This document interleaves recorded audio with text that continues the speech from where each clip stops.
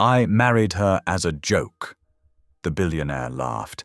He never expected who his wife really was. A billionaire thinks it's all fun and games when he marries a quiet young woman at a charity gala. Just for laughs. But the next morning, everything falls apart, because the marriage is real, and the woman he joked about is hiding a secret that could destroy his entire empire. She wasn't there to be his bride. She was sent to take him down. But when an attack targets both of them, the joke turns deadly, and he realizes she may be the only person who can save him. And she discovers the man she was told to ruin might not be the monster she believed. Now they're trapped in a marriage neither wanted, hunted by someone inside his own company, someone who wants them both gone. But why was she really chosen for this mission? And what happens when the man who mocked the wedding starts to wish it were real? Tell me in the comments where you're watching from right now, and if this story speaks to you, make sure you hit subscribe so you don't miss the next one. The grand ballroom of the Denver Renaissance Hotel sparkled under crystal chandeliers, their light dancing off champagne flutes and designer jewelry. Devin Locke adjusted his bow tie for the 100th time that evening, forcing another practiced smile as yet another donor approached him with the same rehearsed compliments he'd heard 1,000 times before. "Marvelous event, Mr. Locke," the elderly woman gushed, her diamond necklace catching the light. "Locke Industries always throws the most memorable galas." "You're too kind, Mrs. Henderson," Devin replied smoothly, though inside he felt hollow. These events had become a blur of fake smiles and empty conversations. He glanced around the opulent space, taking in the hundreds of guests in their finest attire, all here to support, or more accurately, to be seen supporting, various children's charities.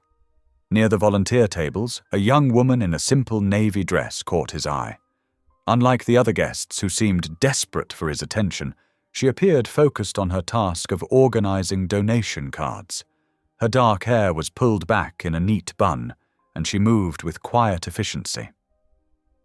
"And now, ladies and gentlemen," the event announcer's voice boomed through the speakers, drawing Devin's attention back to the stage. "It's time for our annual fundraising highlight, the charity wedding." A collective murmur of anticipation rippled through the crowd. This silly tradition had started 3 years ago, when a drunk donor had suggested they stage mock weddings to encourage bigger donations. Somehow, it had become a crowd favorite. "Who will be our lucky couple tonight?" The announcer continued, sweeping his arm across the audience. His gaze landed on Devin, and a mischievous grin spread across his face. "Perhaps our very own bachelor billionaire, Mr. Devin Locke." The crowd erupted in appreciative laughter and applause. Devin felt his chest tighten. He hadn't expected to be put on the spot, but years of public speaking helped him maintain his composed smile. He made his way to the stage, playing along with the moment. "Now, Mr. Locke," the announcer said, "you'll need a bride. Would you care to choose someone from our lovely audience?" Devin scanned the crowd, seeing the eager faces of several society women who'd been trying to catch his attention all evening. His gaze drifted back to the volunteer tables, where the quiet young woman still stood, now watching the proceedings with a slightly alarmed expression. Something about her reserved demeanor and clear disinterest in the spotlight made him point in her direction. "How about our dedicated volunteer over there?" The spotlight swung to illuminate her, and Devin recognized her as Bella Briggs, one of the new interns from the marketing department. Her eyes widened like a deer caught in headlights as people around her gently pushed her towards the stage. "Come on up, dear," the announcer encouraged, extending his hand to help her up the steps. Bella climbed onto the stage, her cheeks flushed pink. She wore no jewelry except for small pearl earrings, and her dress, while elegant, was clearly off the rack rather than designer. Something about her understated appearance made her stand out even more among the glittering crowd. "Your name, miss?" the announcer asked, holding out the microphone. "Bella Briggs," she answered softly, her voice barely audible until he adjusted the microphone. "Ladies and gentlemen, we have our couple." The announcer produced a small box containing a plastic ring with an oversized fake diamond. "Mr. Locke, would you do the honors?" Devon took the ring, noting how Bella's hand trembled slightly as he held it. "I, Devon Locke," he proclaimed with exaggerated formality, "promise to cherish you for the rest of the night." He slipped the cheap ring onto her finger as the crowd laughed and applauded. Camera flashes erupted from all directions, capturing the moment for various society columns and social media posts. Bella maintained a professional smile, but Devon noticed how she subtly angled herself away from the cameras. The mock ceremony concluded quickly, and as they left the stage, Devon felt an unexpected twinge of guilt. He'd put this obviously private person in an uncomfortable position for the sake of entertainment. But before he could apologize, she had already slipped away into the crowd. The rest of the evening passed in a blur of handshakes and small talk. As the gala wound down, Devon stood near the exit, saying goodbye to departing guests. He forced himself to laugh as several people made jokes about his wedding. "Better luck finding a real bride next time, Devon," called out Richard Thompson, one of his board members. "The night's still young." Devon replied with a wink, maintaining his carefree facade while inwardly cringing at the comment. Through the glass doors, he caught a glimpse of Bella leaving the hotel, pulling her coat tight against the cold Denver night. Her expression was unreadable as she disappeared into the darkness, still wearing the plastic ring he'd placed on her finger. The weight of his loneliness felt heavier than usual as he watched her go. Despite being surrounded by hundreds of people, despite the laughter and music and flowing champagne, Devon had never felt more alone. He continued his duties as host, but his thoughts kept drifting back to the quiet intern who seemed as out of place in this glittering world as he sometimes felt himself. The morning sun streamed through the floor-to-ceiling windows of Devon's penthouse office, but he barely noticed its warmth. His head throbbed slightly from one too many glasses of champagne at last night's gala. He loosened his tie and smiled, remembering the mock wedding ceremony. It had been good publicity, exactly what Locke Industries needed right now. The knock on his door was sharp and urgent. "Come in," he called, not looking up from his laptop. Margaret Chen, his head legal counsel, burst in with two junior lawyers trailing behind her. Her usually immaculate appearance was disheveled, and she clutched a manila folder like it might explode. "Mr. Locke," she said, her voice tight. "We have a situation." Devon leaned back in his chair.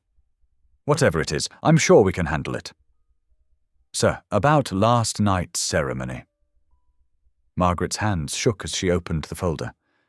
"The charity staff, they made a terrible mistake." "Mistake?" Devon frowned, sitting up straighter. "They used real marriage documentation, legal documentation." Margaret spread several papers across his desk.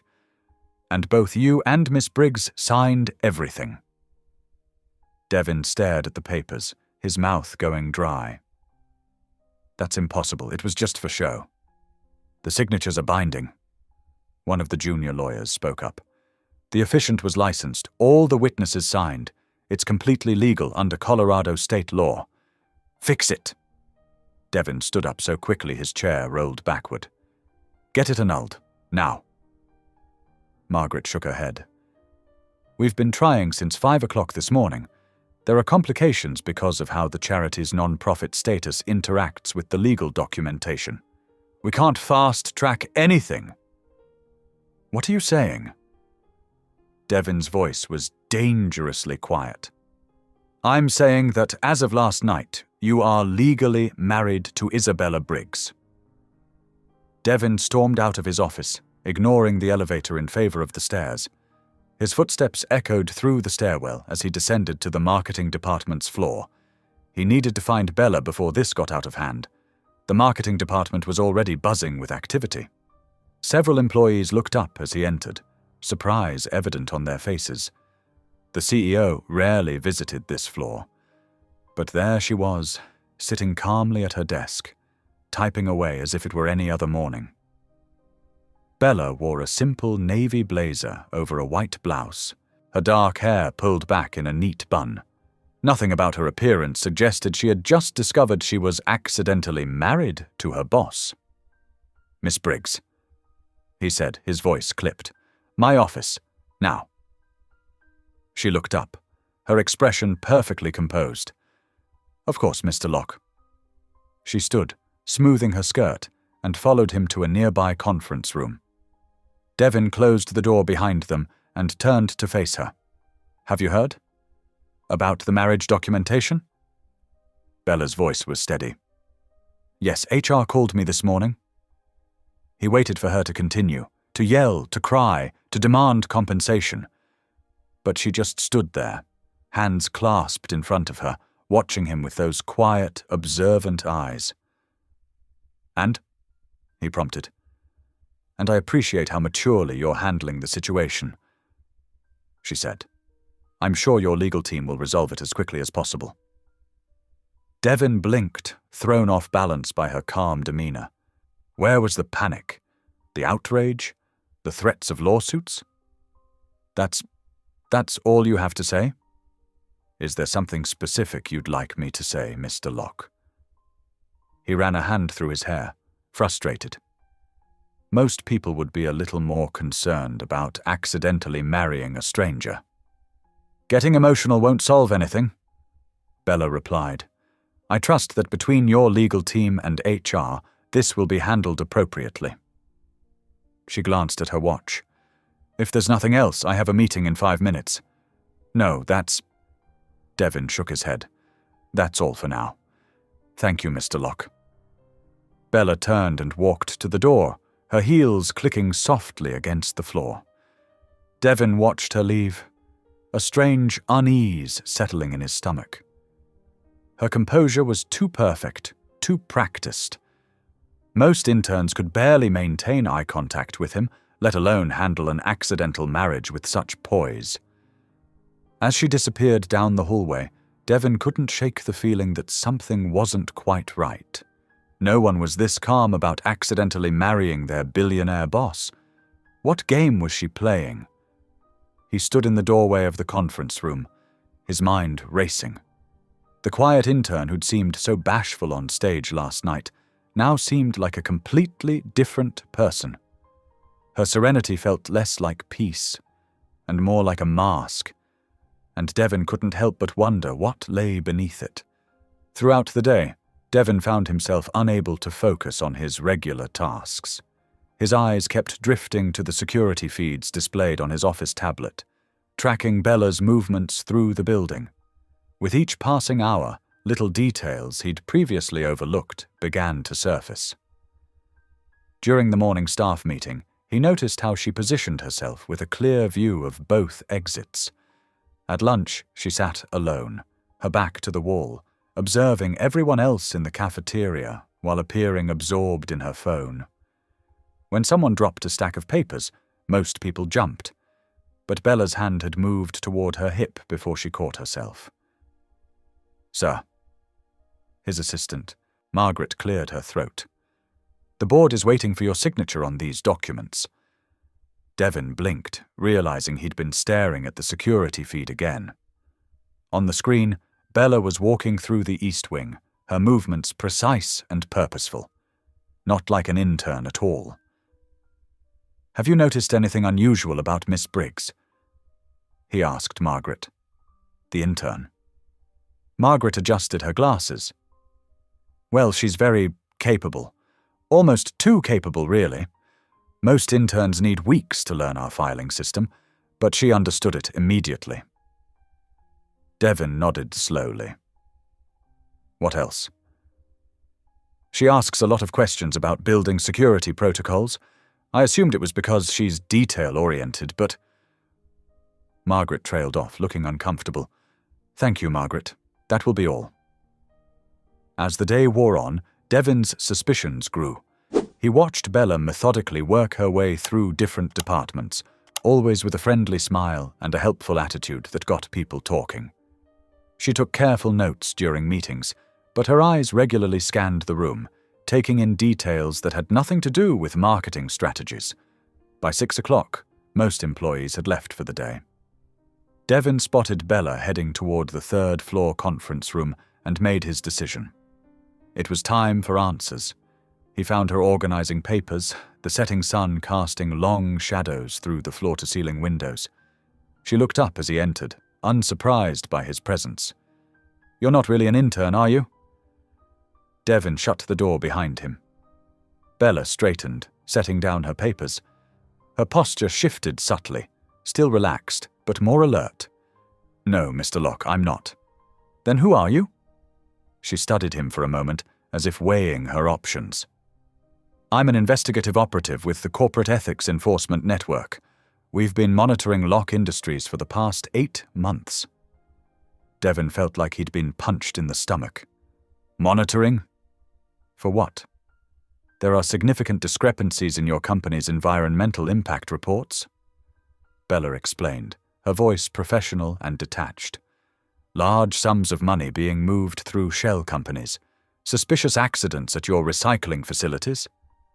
That's ridiculous, Devon snapped. We're one of the most transparent companies in the industry. On the surface, yes. Bella moved away from the conference table, maintaining distance between them. My assignment was purely observational. Gather data, document patterns, report findings. But your little stunt last night changed everything.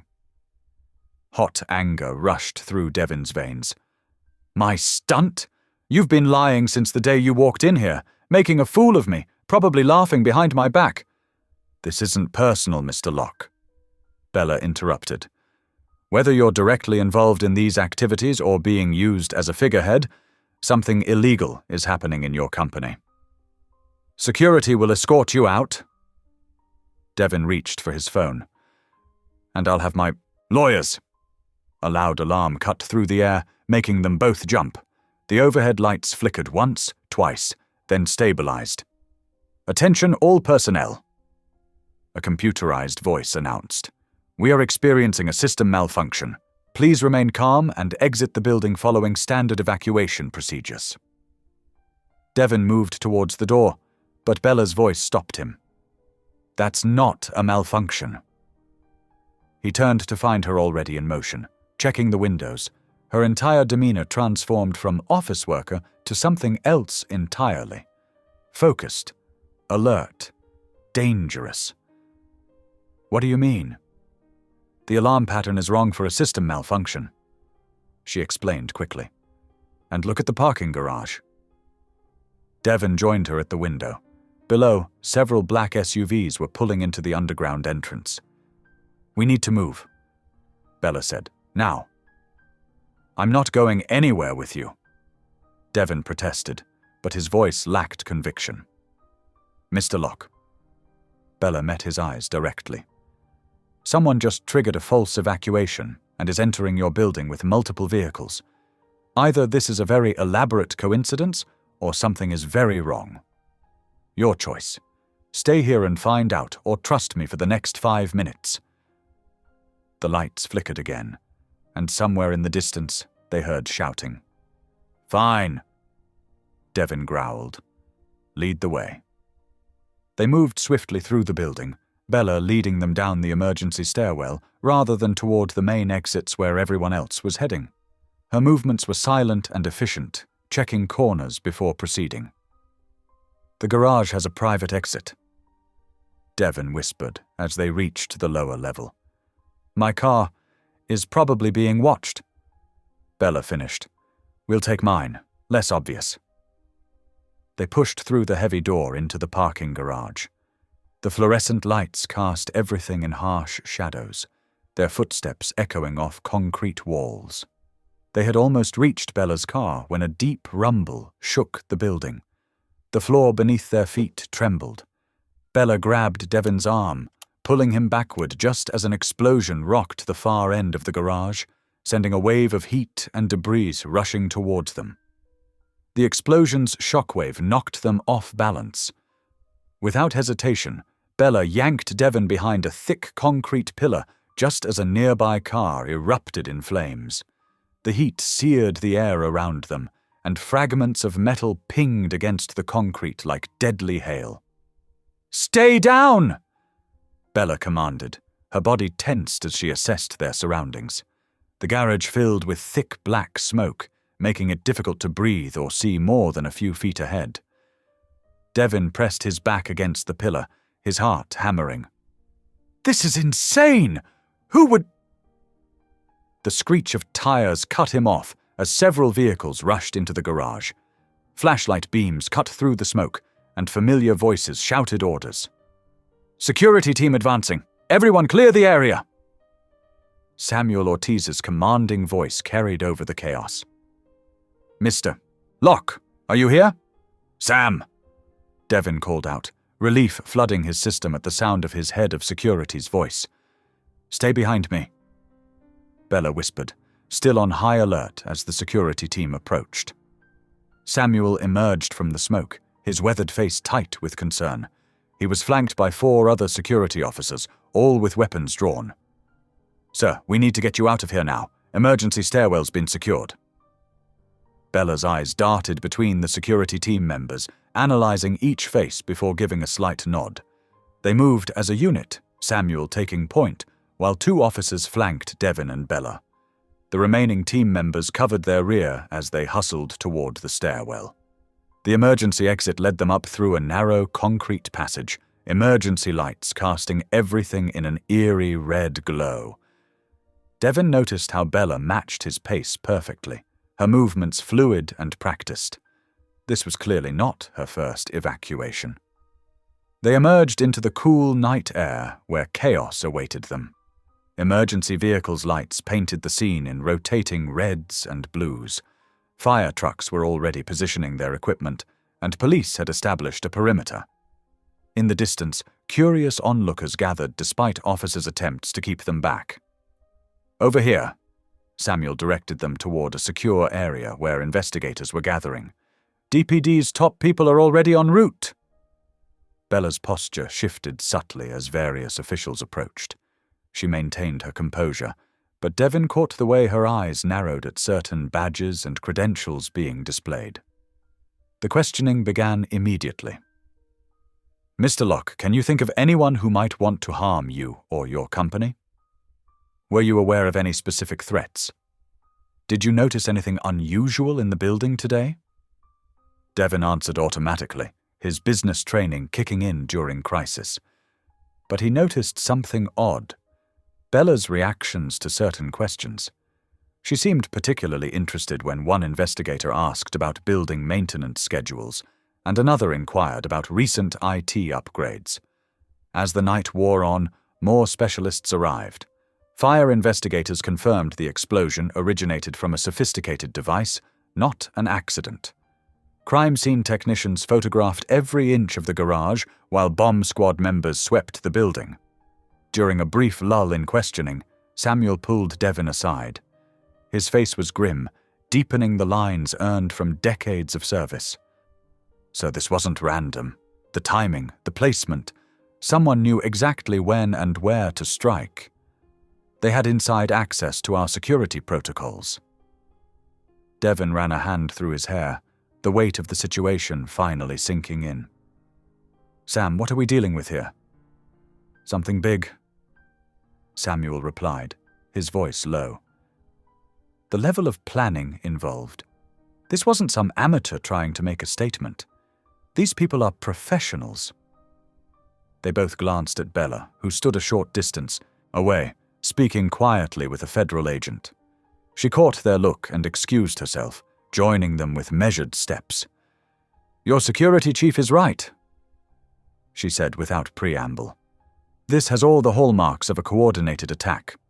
The false evacuation alarm was meant to create confusion, separate targets from protection details." Samuel studied her with newfound interest. "You're not really an intern, are you?" "No," Bella admitted. "But right now that's actually working in Mr. Locke's favor." Before they could discuss further, the lead investigator approached their group. "Mr. Locke, Ms. Briggs, we need to discuss immediate security measures."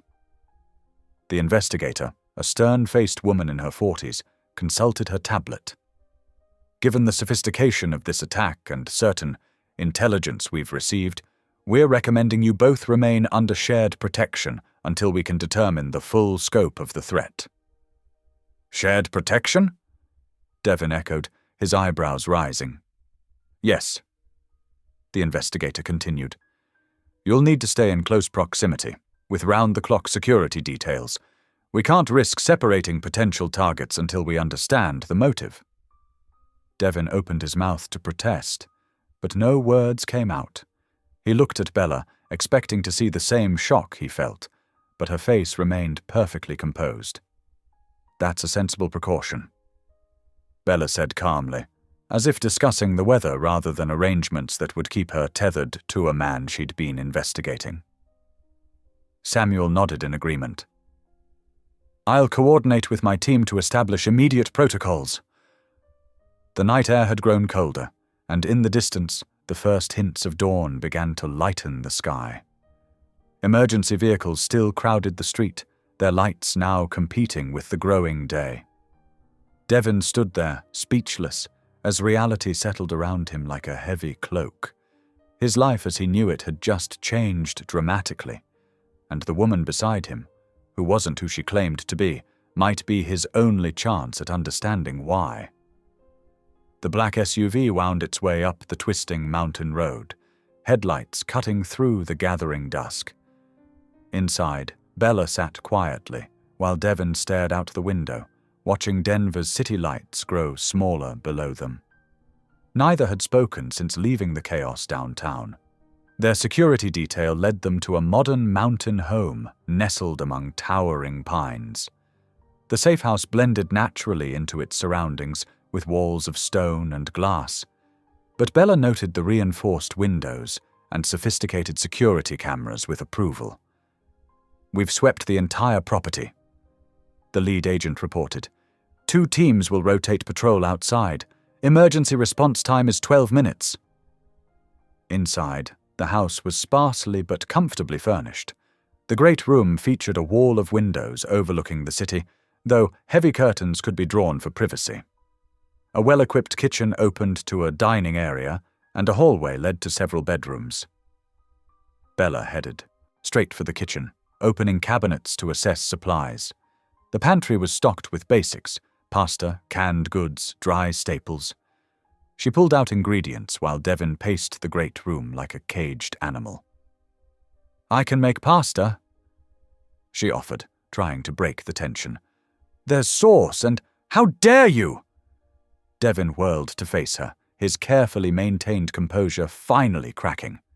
"You infiltrated my company under false pretenses. You put my employees at risk, and now someone's trying to kill us."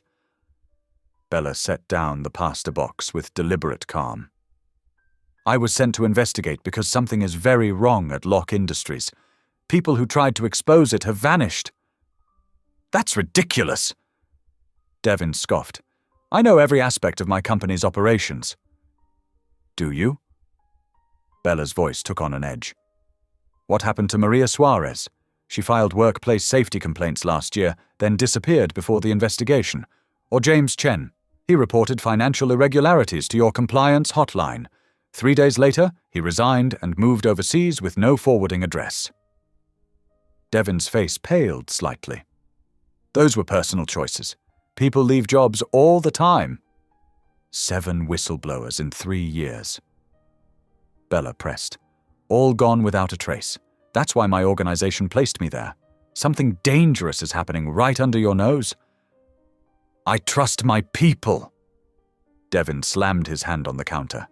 Every single employee matters to me. I've built this company on integrity and innovation, not fear and corruption. Oh, please. Bella's calm facade cracked. I grew up watching corporations like yours destroy communities like mine. The factory closing that left hundreds jobless. The contaminated groundwater they claimed wasn't their fault. The lawyers and PR teams that buried every complaint in red tape until families gave up fighting. That's not who we are, Devon insisted. I've created thousands of jobs. Our foundation funds education and healthcare initiatives. We're not the enemy you think we are. They glared at each other across the kitchen island, the truth of their fundamentally opposed world views laying bare between them. Finally, Bella turned back to the stove. Someone tried to kill us today. Whatever's happening goes beyond our personal opinions. We need to work together to uncover the truth. Devon's shoulders slumped slightly. Fine. Temporary cooperation. But I'm watching you. Likewise, Bella replied, filling a pot with water. The simple dinner preparation provided a needed distraction. The familiar motions of cooking helped settle Bella's nerves, while Devon's pacing gradually slowed as savory aromas filled the air. Just as Bella was serving the pasta, Devon's phone buzzed. Samuel's name lit up the screen. What have you found? Devon answered immediately, putting the call on speaker. The investigation is moving fast. Samuel's gruff voice came through. The explosive device was professional grade, security. Footage shows tampering in multiple systems. This goes deep, Devon. What are you saying, Sam? There was a heavy pause. Trust no one right now, not even people you think you know. Something's very wrong here. The call ended, leaving them in uncomfortable silence. Bella and Devon exchanged wary looks across their barely touched meals. I need some air, Bella said quietly, standing up. She walked down the hallway to her assigned bedroom, closing the door with a soft clicks. Devon remained in the dim hallway, staring at her closed door. The mountain home's silence pressed in around him, heavy with the weight of secrets he was only beginning to understand. His company, his life's work, suddenly felt like shifting sand beneath his feet. And the woman behind that door, enemy or ally, might be his only chance at uncovering the truth. Dawn's first light crept through the safe-house windows as Bella sat cross-legged on the living room couch, her encrypted tablet balanced on her knee. The soft glow illuminated her face as she scrolled through files, her fingers moving swiftly across the screen. She had already showered and dressed, her damp hair pulled back in a neat ponytail. The coffee maker hummed in the kitchen, filling the house with a rich aroma. Bella had found premium beans in the pantry and set them brewing, a small attempt at normalcy in their extraordinary situation. Heavy footsteps on the stairs announced Devon's arrival. He paused in the doorway, taking in the unexpected domesticity of the scene. The fresh coffee, the neat stack of papers on the coffee table, Bella's focused presence. There's coffee if you'd like some, she said without looking up. Mugs are in the cabinet above the maker. Devon walked to the kitchen, his guard slightly lowered by the morning ritual. You're up early. I'm always up early, Bella replied. Old habits. He poured coffee into a ceramic mug, then hesitated before pouring a second one. Walking over, he set it on the table near Bella. She glanced up, surprised by the gesture. Thank you, she said quietly. Their security detail arrived precisely at 7:30 in the morning, 3 black SUVs pulling up to the safe house. Samuel coordinated with the team through his earpiece, organizing their travel formation to Lock Industries. In the back of the middle SUV, Bella and Devon sat reviewing their schedules on tablets. I'll need to stay close to you today, Bella explained, for security reasons. Devon nodded stiffly. Just try to be discreet. My employees don't need more stress right now. The Denver skyline grew larger as they approached downtown. Lock Industries' gleaming tower rose above its neighbors, morning sun reflecting off its windows. Security ushered them through a private entrance and up to the executive floor. Throughout the morning, Bella observed Devin's interactions with growing curiosity. He greeted the cleaning staff by name, asking about their families. In meetings, he listened intently to junior employees' ideas, offering thoughtful feedback rather than dismissal. During lunch, they stopped by the company daycare center, a pet project Devin had implemented years ago. Children ran to hug his legs while he chatted with the caregivers about recent improvements they'd requested. The playground equipment needs updating, one teacher mentioned hesitantly. Send me the proposals. Devin replied immediately. Safety first, always. Bella watched this exchange with growing confusion. This wasn't the callous CEO her briefing had described. This was someone who genuinely cared about his people's well-being. In the afternoon, they reviewed charitable initiatives. Bella noticed that many major donations were made anonymously through shell companies that traced back to Devin personally. Why keep it quiet? She asked as they left one meeting. Devin shrugged. The work matters, not the recognition. Hour by hour, Bella's preconceptions began to crack. She saw his genuine desire to create positive change, even as she struggled to reconcile it with her mission. For his part, Devin found himself studying Bella when she wasn't looking.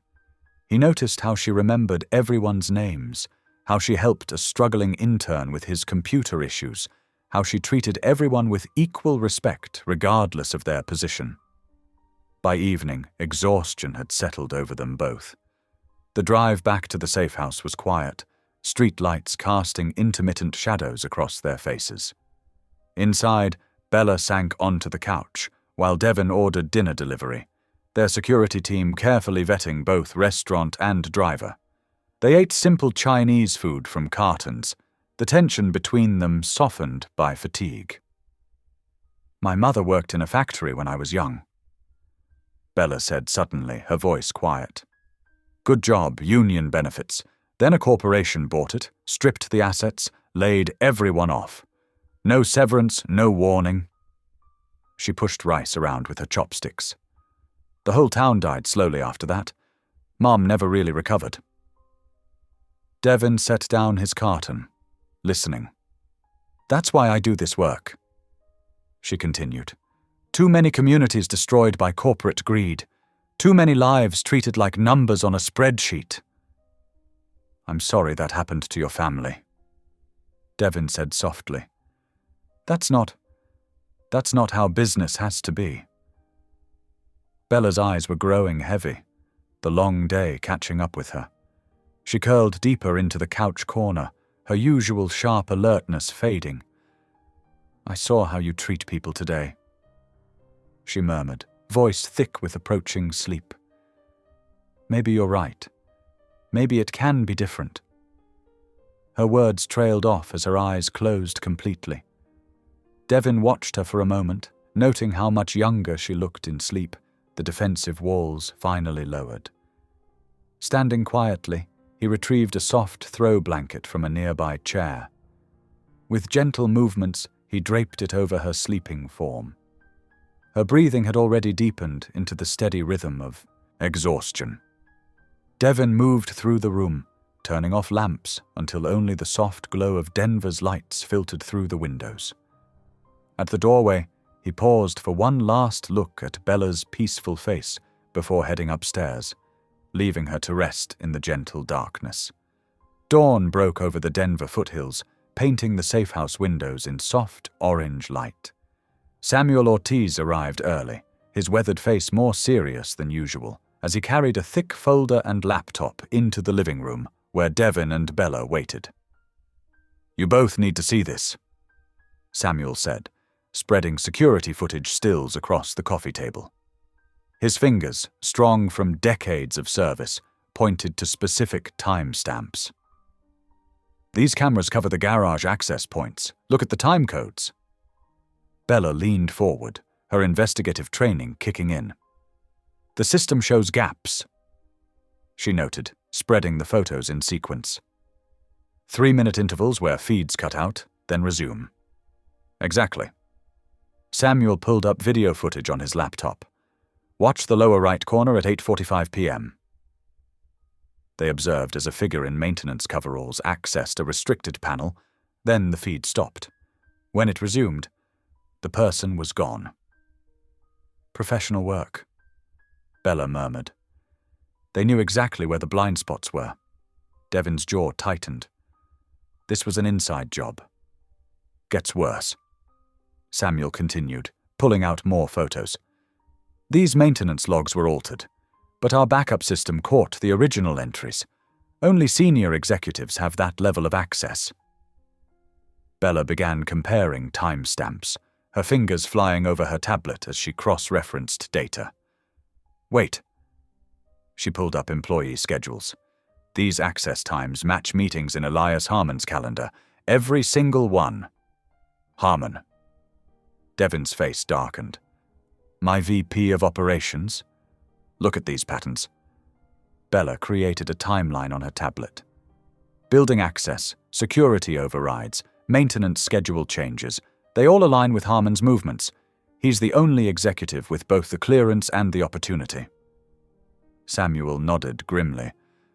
I've had concerns about Harmon for months.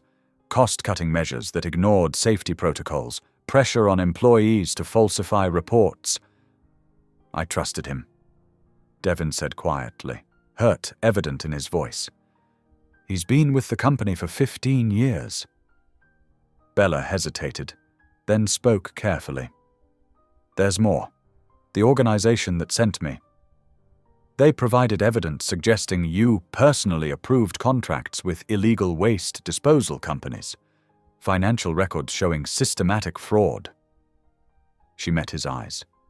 That's why I was assigned to investigate you specifically. The room grew painfully quiet.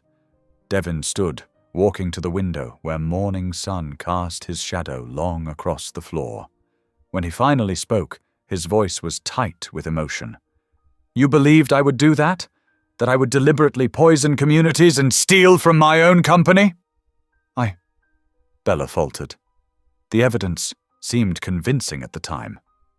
Those documents were forgeries. Samuel interjected. Had to be. I've known Devin since he took over the company at 25. He's made enemies by refusing to cut corners. Devin turned back to face them. My father died when our family chemical plant leaked toxic waste into groundwater. The company had falsified safety reports for years. I watched an entire town suffer while executives walked away wealthy. His hands clenched. I rebuilt this company on a foundation of ethics and transparency. Every decision, every contract, every policy is designed to prevent what happened to my hometown. Bella felt shame creep up her neck. She'd judged him based on manufactured evidence, never questioning its source. I'm sorry, she said softly. I should have dug deeper before accepting those accusations. Evening found them sharing a quiet dinner in the safe house kitchen. The weight of revelations hung heavy between them.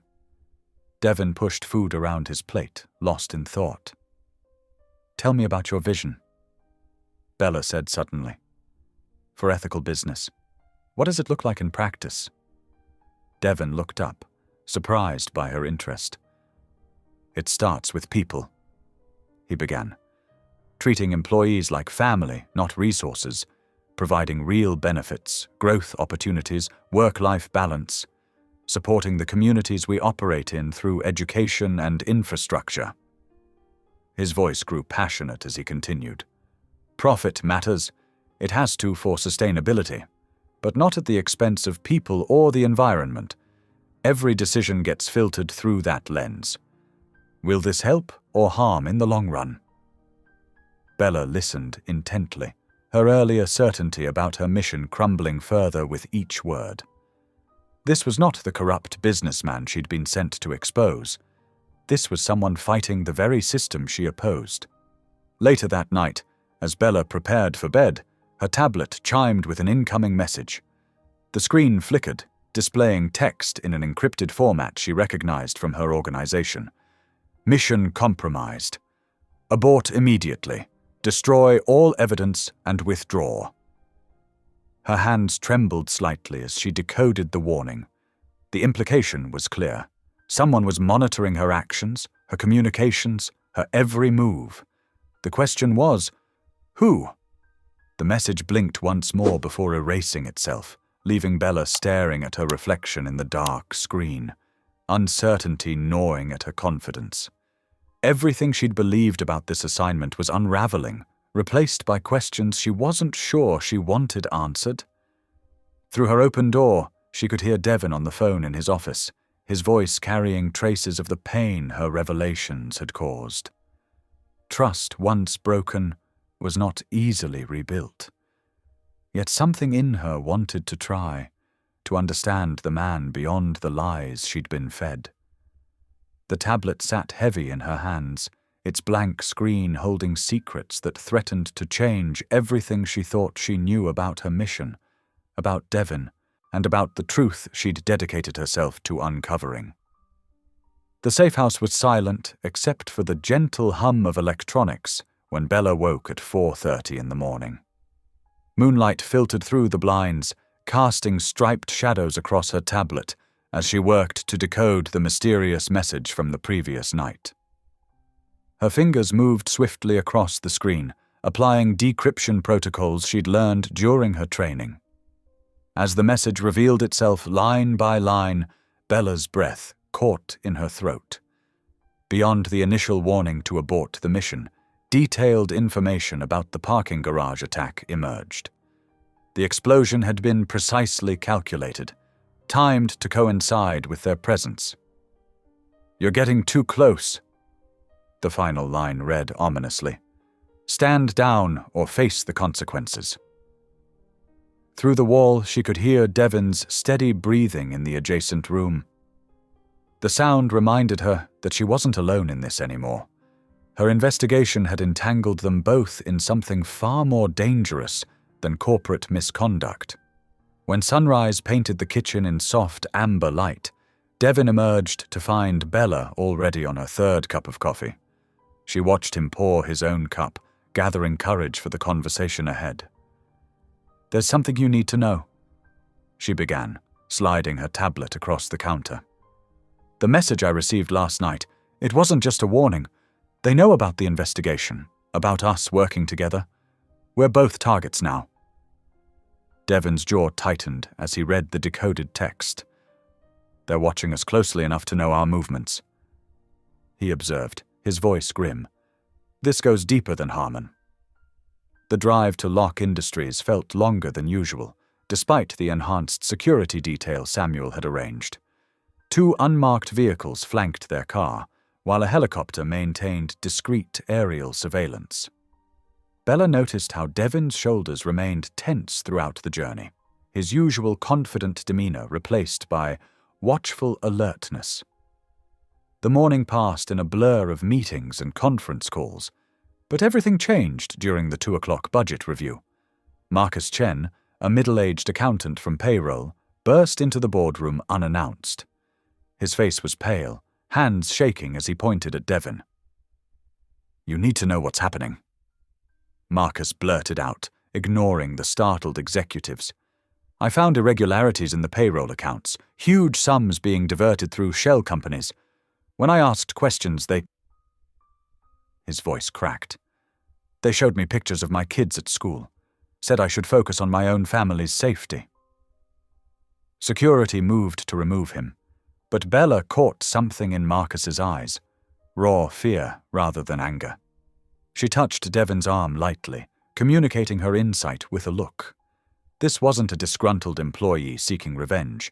This was someone being used, just like she had been. "Wait," Devon commanded, raising his hand to stop security. "Mr. Chen, please sit down. Tell me. Everything. From the beginning." The meeting dissolved as Marcus shared his story, describing threatening phone calls and mysterious emails warning him to stay quiet. Bella recognized the pattern, the same tactics used to manipulate her into investigating Devon. Someone was orchestrating an elaborate scheme, using people's fears and principles against them. By evening, exhaustion had settled over them both. They sat in the safe-house living room, surrounded by empty Chinese takeout containers. Bella pushed her lo mein around with chopsticks, lost in thought. "I owe you an apology," she said finally, meeting Devon's eyes. "I came here believing the worst about you. I let preconceptions and manufactured evidence cloud my judgment." Devon set down his container, considering her words. "And I thought you were just another corporate spy, trying to destroy what I've built." He smiled slightly. "I underestimated your integrity, your strength. You could have walked away when things got dangerous, but you stayed to find the truth." The moment was interrupted by a faint whirring sound outside the window. Bella's training kicked in immediately. She recognized the distinctive noise of drone rotors. "Don't move," she whispered, slowly reaching for her phone to alert security. Through the glass, they could see the drone hovering, its sensors glowing red as it scanned the building for heat signatures. It was sleek, military-grade equipment, not the kind of toy available to ordinary civilians. The drone lingered for several seconds before darting away into the darkness, leaving them with the chilling realization that their enemies were escalating their tactics. They weren't just being watched anymore, they were being hunted. Bella and Devon exchanged glances, both understanding what this meant. Their adversaries were growing bold enough to conduct surveillance in plain sight, confident in their ability to act without consequences. The game was changing, becoming more dangerous with each passing hour. Samuel's phone call came seconds later, confirming what they already knew. Their security had been breached. The safe-house location, meant to be known only to a select few, had been compromised. Samuel's arrival at the safe-house came just before midnight, his weathered face tight with concern. He carried a small, encrypted hard drive in his jacket pocket, treating it like a live explosive. "I've been monitoring Harmon's movements," Samuel explained, placing the drive on the kitchen counter. "When he left for his evening meeting, I took advantage of the window. Everything on here is copied directly from his private server."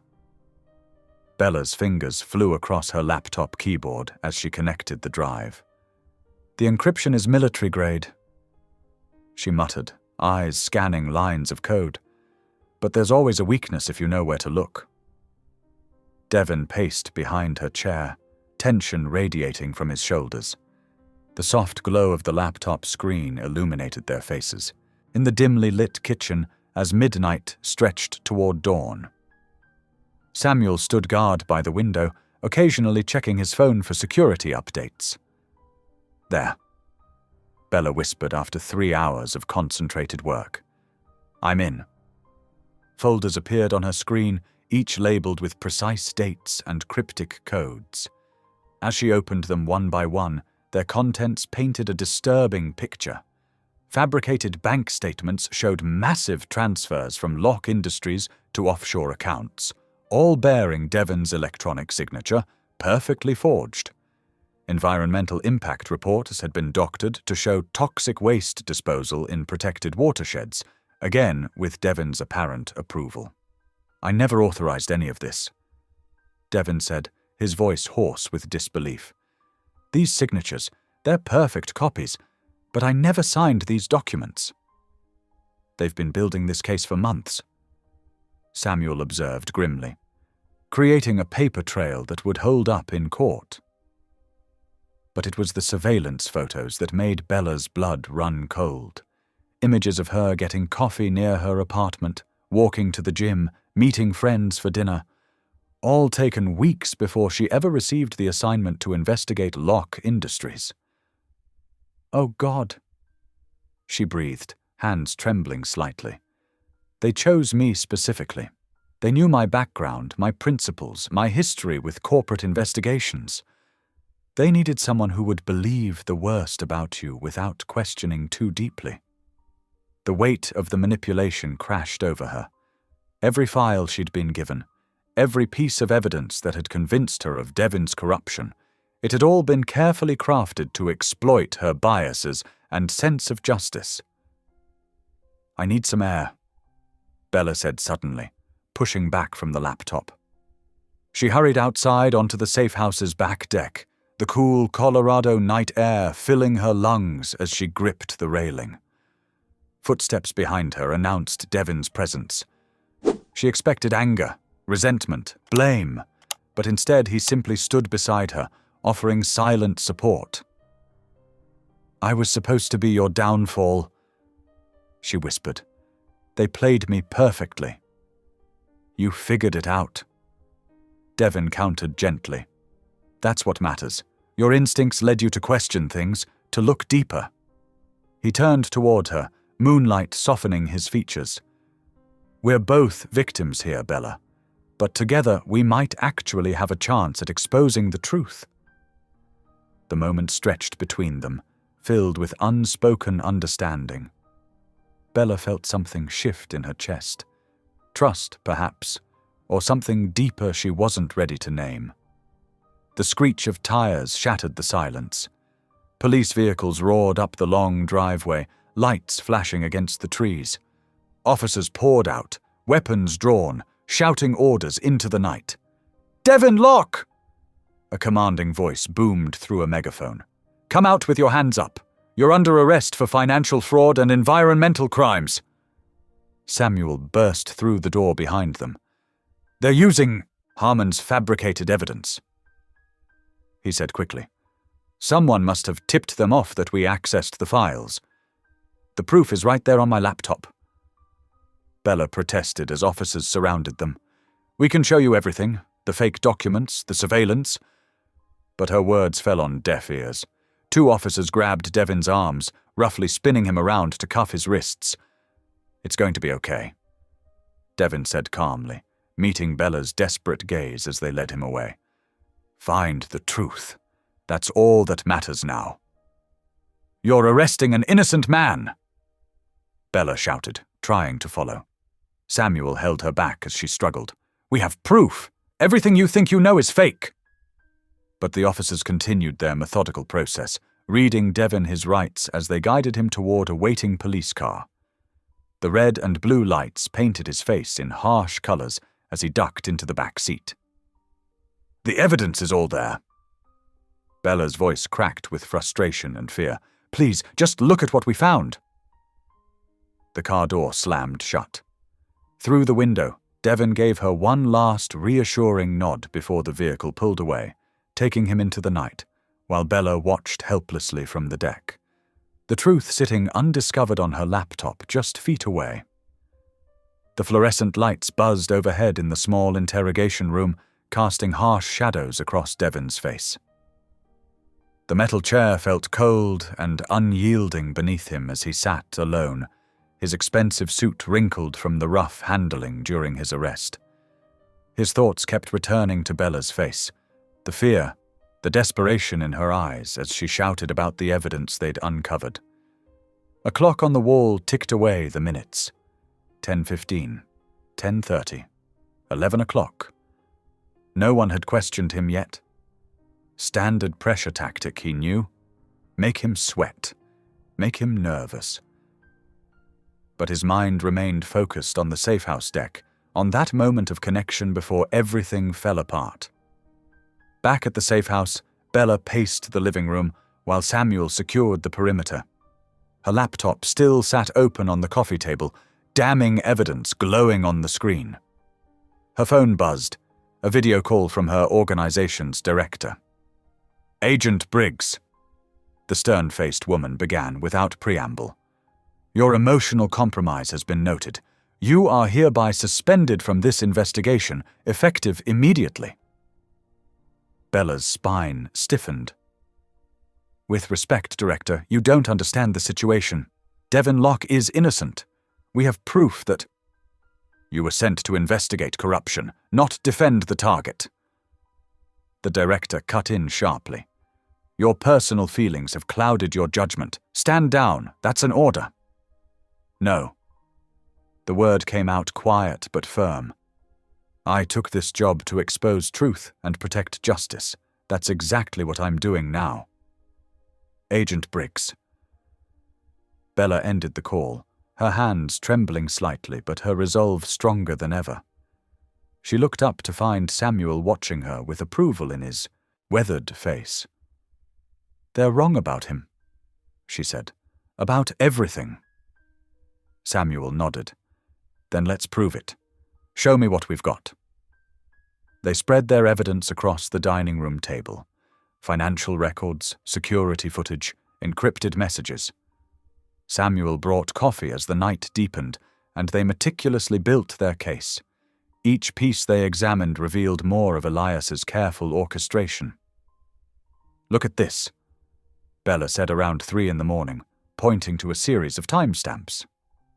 "Every threatening message I received came within minutes of meetings Elias had with unknown parties. And here," she pulled up another document, "large cash withdrawals from unmarked accounts, all coinciding with those same meetings." Samuel leaned closer, studying the pattern. "He's paying off conspirators. But for what? Maybe this can tell us." Bella opened a calendar entry she'd found buried in the encrypted files. "Elias has a meeting scheduled for 7 tonight at a warehouse near the industrial district. No details listed, just coordinates." "That's not company property," Samuel confirmed. "Perfect place for an off-books meeting." Dawn began to creep over the mountains, painting the sky in soft pinks and golds. Bella stood and walked to the window, her mother's silver cross necklace cool against her skin. She'd worn it every day since her mother's passing, a reminder of faith, of fighting for what's right no matter the cost. Her fingers wrapped around the small cross as she whispered a prayer, for guidance, for strength, for Devin's safety. The metal warmed beneath her touch as memories of her mother's voice filled her mind. "Trust your heart, baby girl. It knows true north." She turned back to Samuel, determination hardening her features. "We need to be at that warehouse tonight. Whatever Elias is planning, this might be our only chance to stop it." Samuel's expression was grim but approving. "I'll make some calls, get us backup we can trust. You should rest while you can." But Bella shook her head, already moving back to the laptop. "No time. We need to be ready. Everything has to be perfect." She paused, touching the cross again. "Devin's counting on us, whether he knows it or not." The morning air felt crisp and clean as Bella stepped onto the deck, watching the sun rise fully over the mountains. Someone had tried to use her as a weapon against an innocent man. Instead, she would be his salvation. She took a deep breath, squaring her shoulders. "Hang on, Devin," she whispered to the brightening sky. "We're coming." In her pocket, her phone buzzed with another call from her organization. She declined it without looking. Her path was clear now. Justice, truth, and a man who deserved far better than the fate Elias had planned for him. Whatever came next, she would face it without hesitation.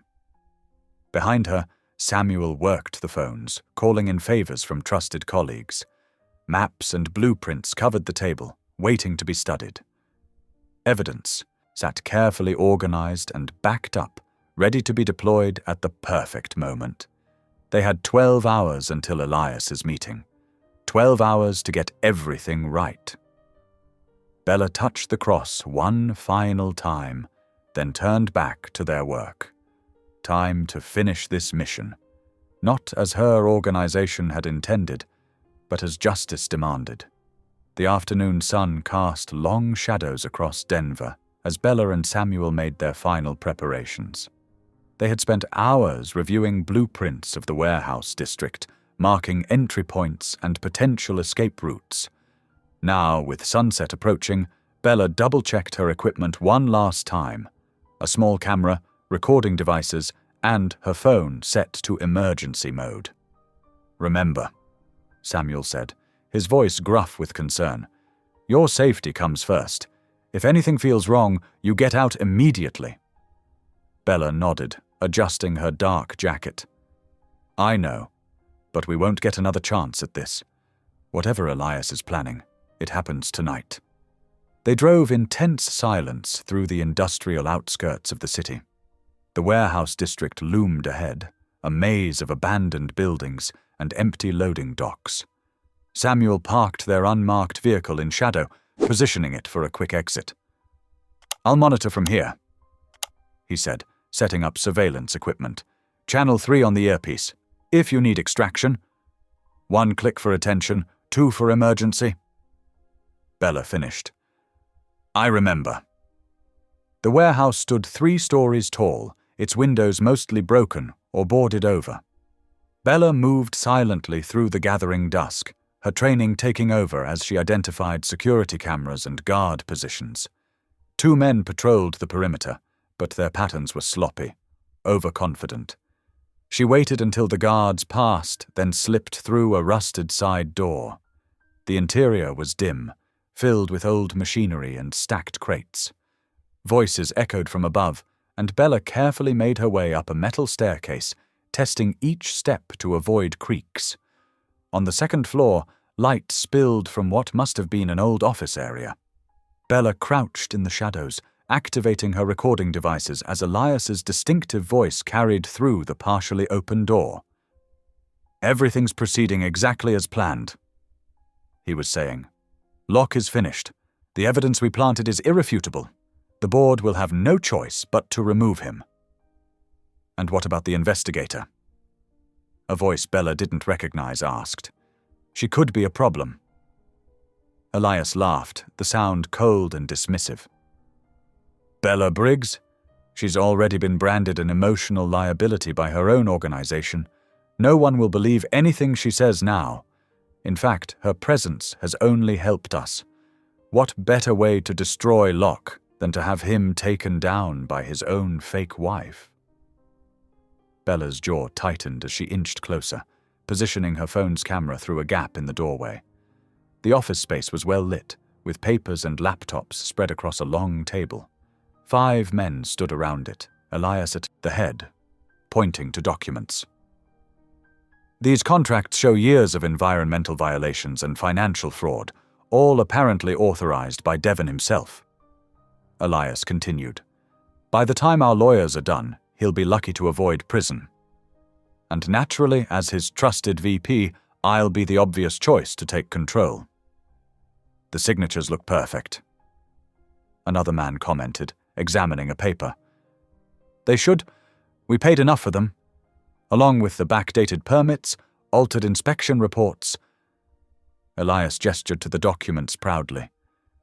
A complete paper trail, all pointing to Devon's corruption. Bella's camera clicked silently as she captured image after image. Her heart pounded, but her hands remained steady. Years of training had prepared her for moments like this. A floorboard creaked behind her. Bella spun just as a guard spotted her, his eyes widening in recognition. "Hey!" The alarm blared instantly, its shrill sound filling the warehouse. Bella bolted as shouts erupted from the office. A gunshot cracked, splintering wood near her head as she dove behind a stack of crates. "Find her!" Elias roared. "Don't let her leave with anything!" More shots rang out as Bella sprinted for the stairs, staying low. Her earpiece crackled. "Coming in hot," she whispered to Samuel between breaths. "Start the engine." She took the stairs 3 at a time, nearly falling as another bullet whizzed past. The guard's heavy footsteps thundered behind her. Bella burst through the side door into the darkness, running full tilt toward Samuel's position. More shouts. Another shot. Bella zigzagged between buildings, clutching her phone and recording devices. The evidence was too precious to lose now. She could see Samuel's car ahead, engine running, lights off. "Almost there!" She gasped into her earpiece. "Ready for—" A bullet struck the ground by her feet, sending up sparks. Bella threw herself into a roll, came up running, and practically dove into the waiting vehicle. "Go!" she yelled, and Samuel floored it.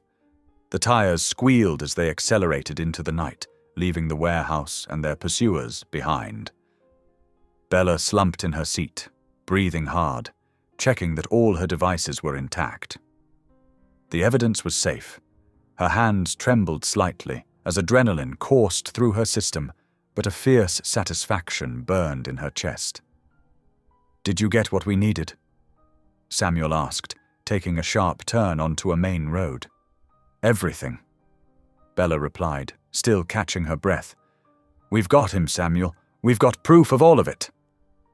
Samuel's eyes stayed focused on their escape route as he navigated through back streets, ensuring they weren't followed. Bella clutched her phone, thinking of Devon sitting alone in his cell. Soon, she thought. Soon this would all be over. Behind them, sirens began to wail in the distance as police responded to reports of gunfire. But Bella and Samuel were already gone, racing through the Denver night with the truth, finally, firmly in their grasp. Samuel's vehicle sped through the quiet streets of Denver, the evidence of Elias's crimes secured safely in Bella's trembling hands. She scrolled through the photos and recordings on her phone, each piece adding to the overwhelming proof of Devon's innocence. "Call Agent Martinez," Bella instructed Samuel, her voice tight with urgency. "She's our best shot at getting immediate action. The Federal Trade Commission has been watching Locke Industries for months." Samuel nodded, already dialing through his car's system. "Sophia, we need you, now." 20 minutes later, they pulled into an empty parking lot behind a 24-hour diner. A black SUV waited there, its headlights flashing once in recognition. Agent Sophia Martinez stepped out, her usual pristine suit slightly rumpled at this late hour. "This better be worth dragging me out at midnight," she said, but her eyes were alert and focused. Bella quickly connected her devices to the agent's laptop, transferring everything they'd captured. Martinez's expression grew increasingly serious as she reviewed the evidence. The falsified documents, the recorded confessions, the elaborate conspiracy to frame Devon. "This is extensive," Martinez said, looking up at Bella. "And definitive. We've suspected corruption in Locke Industries for months, but we never imagined it was Elias Harmon all along." Bella explained, her words rushing out. "He orchestrated everything, the environmental violations, the financial fraud, even the attack on Devon. He's been building this trap for years." Martinez nodded, already making calls. Within minutes, federal agents were mobilizing across the city. "We'll move on Harmon immediately, his co-conspirators too." She paused, studying Bella's anxious expression. "You want to be there when we release Locke, don't you?" "Please," Bella whispered. "I need to explain everything myself." Martinez's features softened slightly. "Give us 1 hour to process the paperwork. Meet us at the detention center." The next 60 minutes crawled by as Bella and Samuel waited in the detention center's sterile lobby. She paced the worn linoleum floor, her mother's silver cross warm against her skin. Finally, Martinez appeared with a folder of documents. "He's being released now," she said. "Down that hallway, third door on the right." Bella broke into a run, her footsteps echoing off the institutional walls. She reached the holding cell area just as an officer was unlocking Devon's door. Through the window she could see him sitting on the narrow bed, his usual polished appearance disheveled, his shoulders heavy with exhaustion. The door swung open. Devon looked up, his eyes widening as Bella stepped inside. "Bella?" His voice was hoarse from hours of silence. She moved toward him, words spilling out in an emotional rush. "It was Elias. We have proof, everything. The falsified contracts, the staged evidence, all of it. He's being arrested right now." She took a shaky breath. "Devon, I'm so sorry. I was wrong about you. They used me, chose me specifically because they knew I'd believe the worst about corporate executives. but you're nothing like what they said." Devin stood slowly, his expression softening as he looked at her. "You risked everything to uncover the truth. You deserved the truth," Bella said simply. "I just hope you can forgive me for doubting you." Instead of answering, Devin stepped forward and pulled her into his arms. Bella melted into the embrace, feeling the tension of the past days finally begin to release. They stood like that for a long moment, sharing the quiet comfort of vindication and understanding. "Mr. Locke." An officer appeared in the doorway, looking apologetic. "We have your release papers ready, and we're very sorry about this situation, sir." They walked together through the detention center's corridors, Devin's hand resting lightly on Bella's back. Samuel waited for them at the entrance, his weathered face breaking into a relieved smile.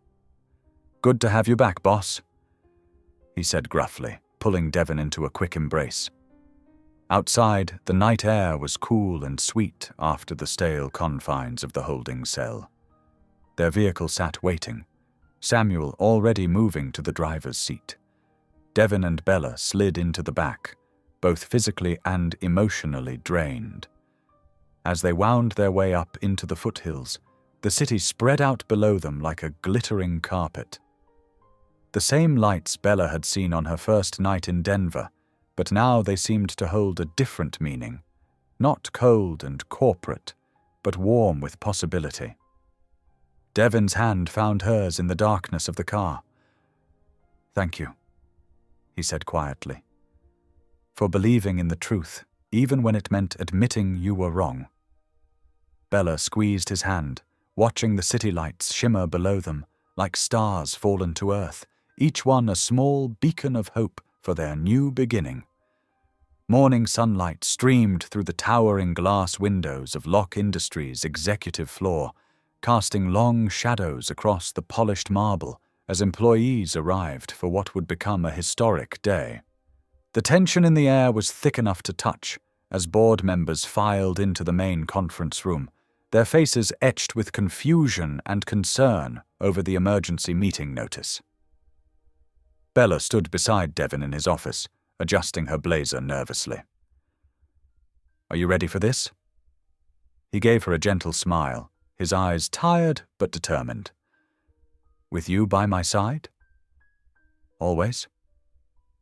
They entered the conference room together, where 15 board members sat around the massive mahogany table. Elias Harmon occupied his usual seat, his expression carefully neutral, though his fingers drummed restlessly against his leather portfolio. "Thank you all for coming on such short notice," Devin began, his voice steady and authoritative. Before he could continue, the double doors opened again. Federal agents in dark suits filed in, led by Agent Martinez. The room fell silent. "Elias Harmon," Martinez announced clearly, "you are under arrest for conspiracy, corporate fraud, attempted murder, and numerous other federal violations." The color drained from Elias's face as 2 agents approached him.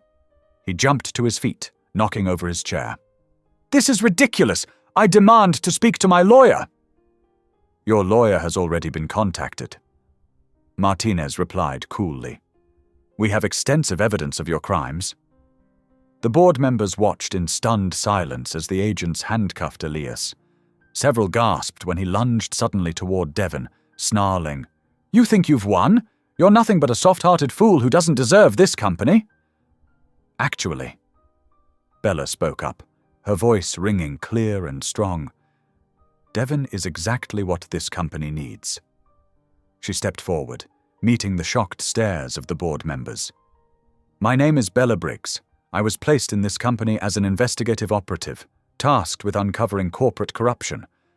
But I was manipulated from the start." She moved to the front of the room as the agents escorted a struggling Elias out. Opening her laptop, she began displaying evidence on the large screen. Mr. Harmon orchestrated an elaborate scheme to frame Devin Locke and seize control of the company. He falsified environmental violations, created fraudulent financial records, and even attempted to have both Devon and me killed in that garage explosion. The board members leaned forward, their expressions shifting from confusion to horror as document after document appeared on screen. Surveillance photos, doctored contracts, threatening messages, and finally, the warehouse recording of Elias bragging about his plan. Margaret Chen, one of the oldest board members, removed her glasses with trembling hands. Dear God, we nearly let this happen right under our noses. Devon Locke is innocent of all accusations. Bella continued firmly. In fact, during my investigation, I discovered his anonymous charitable works, his ethical business practices, and his genuine care for employees at every level. I was chosen for this assignment because my background made me predisposed to distrust corporate leadership. Elias knew I would believe the worst about Devon without looking deeper.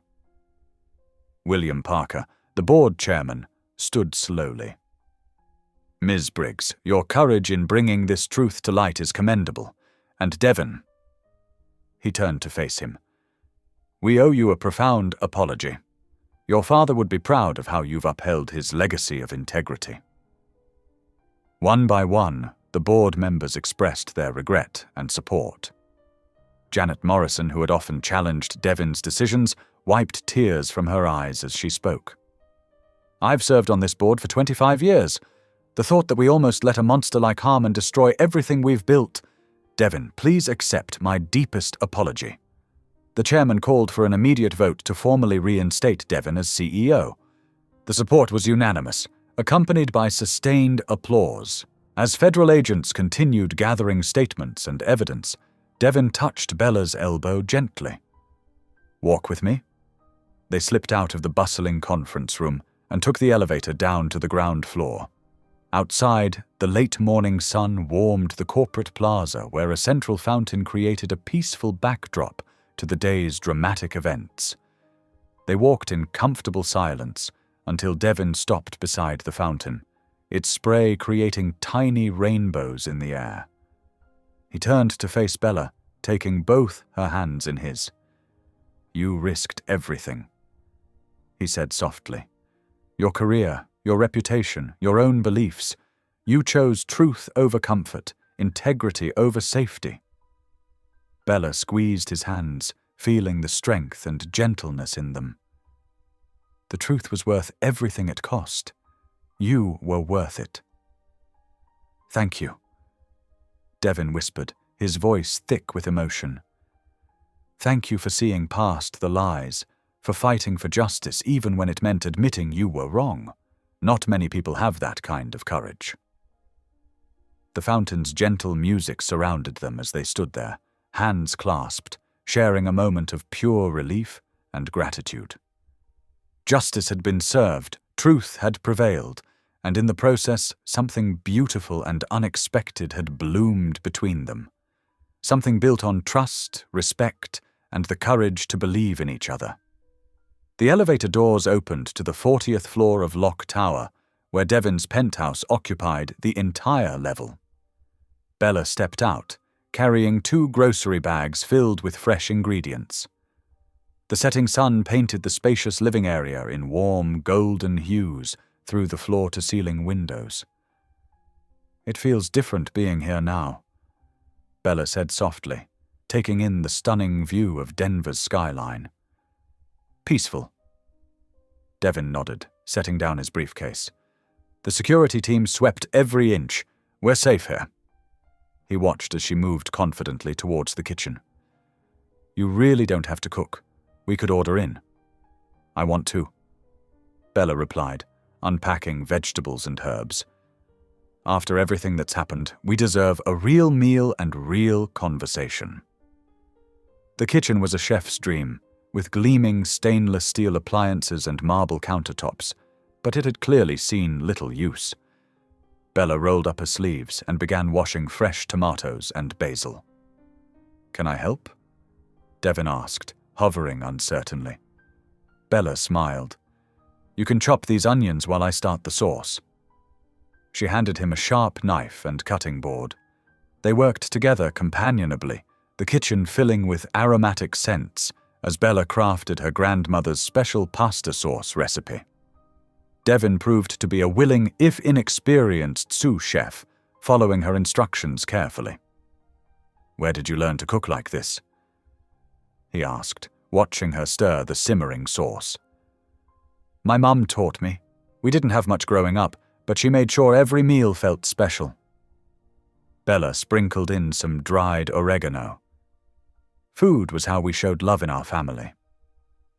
As the pasta boiled and bread warmed in the oven, they settled into an easy rhythm. Bella noticed how Devin seemed to relax, his usual corporate persona softening in the informal setting. When everything was ready, they carried their plates to the elegant dining room. Candles flickered in crystal holders, casting intimate shadows across the table.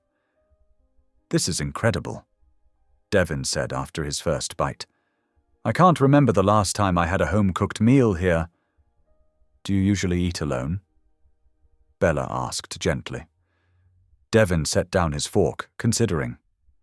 "Most nights. Sometimes I work so late I forget to eat at all." He took a sip of water, his expression distant. "The funny thing is, I grew up in a huge house full of people, staff, business associates, my father's endless parade of colleagues, but it was probably the loneliest place in the world." Bella listened intently as he continued. "My mother died when I was 7. After that, my father threw himself into work. I had everything money could buy, but—" He shrugged. Success was expected. Weakness wasn't tolerated. By the time I took over the company, I'd mastered the role of the confident, capable CEO. But inside, you were still that lonely little boy. Bella finished softly. "Yes." Devin met her eyes. "All the success, all the wealth, it never filled that emptiness." Bella reached across the table and squeezed his hand. "I used to think men like you, powerful, wealthy, couldn't possibly understand what it's like for families like mine. When my community was destroyed by corporate greed, it just confirmed everything I believed." "What changed?" Devin asked. "You did?" Bella smiled.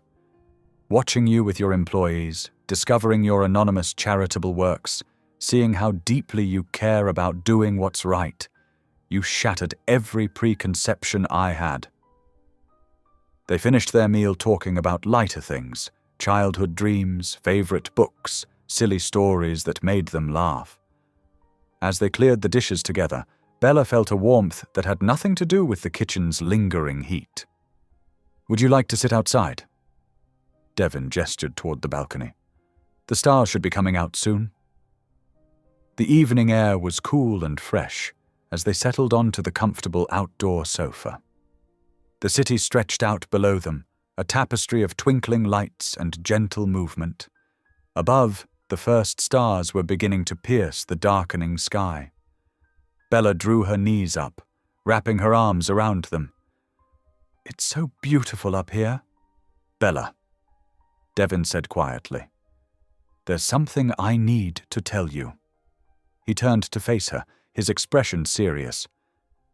"These past few weeks, despite all the danger and uncertainty, have shown me what I've been missing in my life. Real connection, trust, the courage to be vulnerable." He took a deep breath.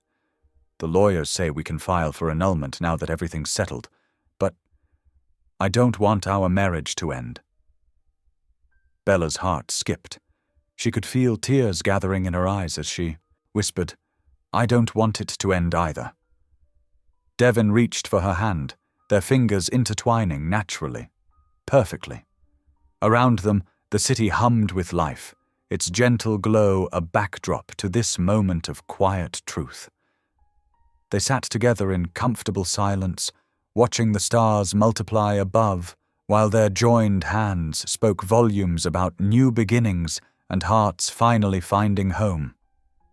The early morning sun painted Denver's skyline in hues of gold and rose as reporters gathered outside Locke Industries headquarters. The press conference, hastily arranged in the wake of recent events, had drawn media from across the country.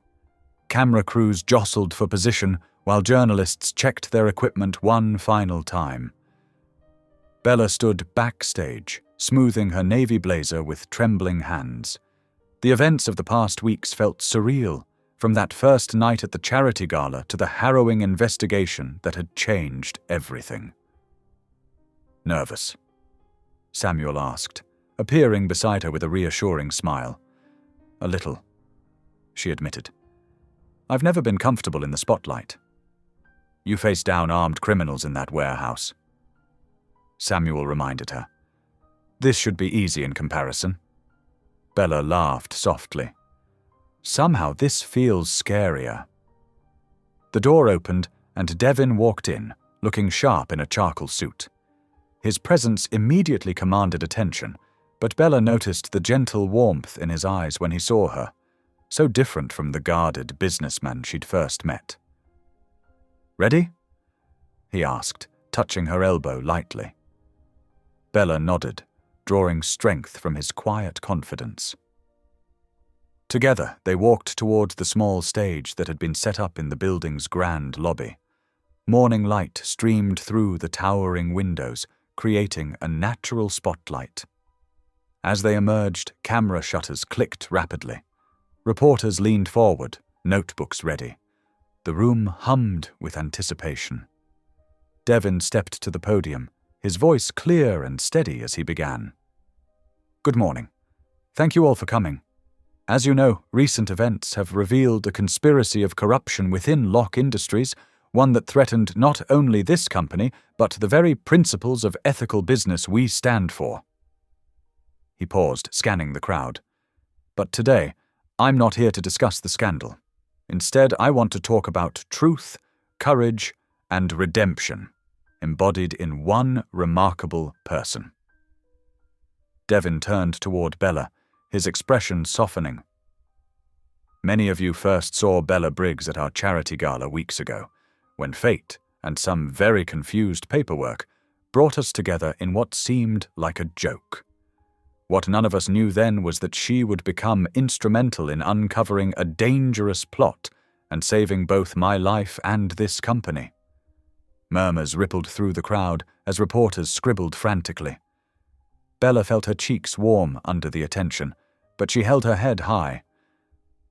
Bella came to Locke Industries believing she would find corruption and greed. Devin continued.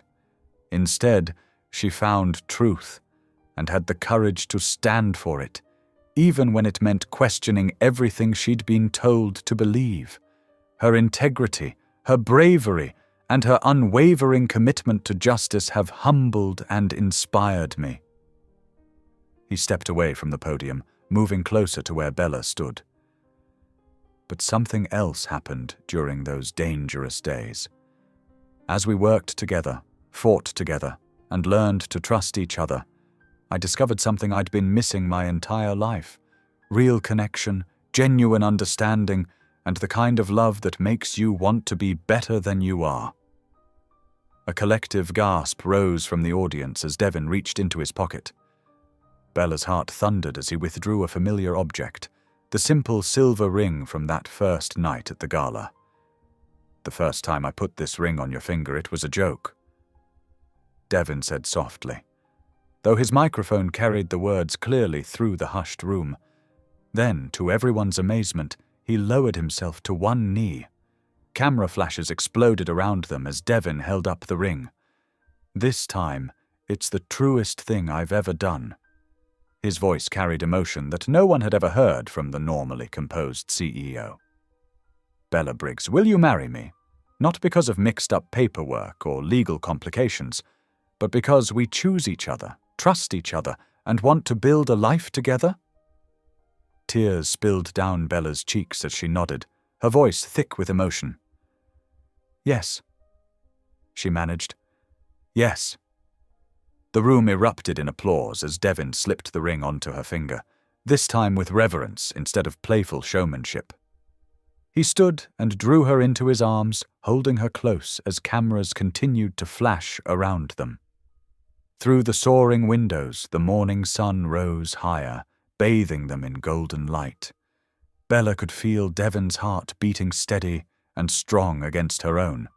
In that moment, all the fear, doubt, and loneliness of their pasts fell away, replaced by the promise of a future neither had dared to imagine. They remained embraced as the applause continued, their silhouettes framed by the rising sun. A new day, a new beginning, and a love story that had transformed from an accidental marriage into something real and profound.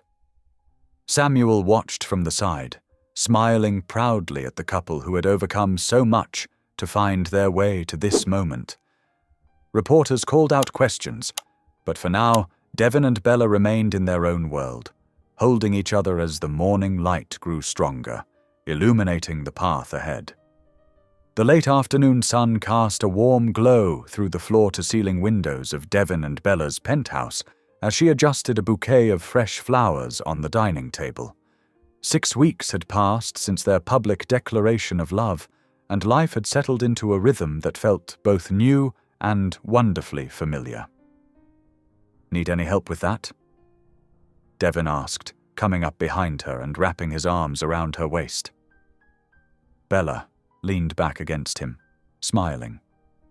"I think I've got it just right, though I'm still not used to having formal dinners in our home."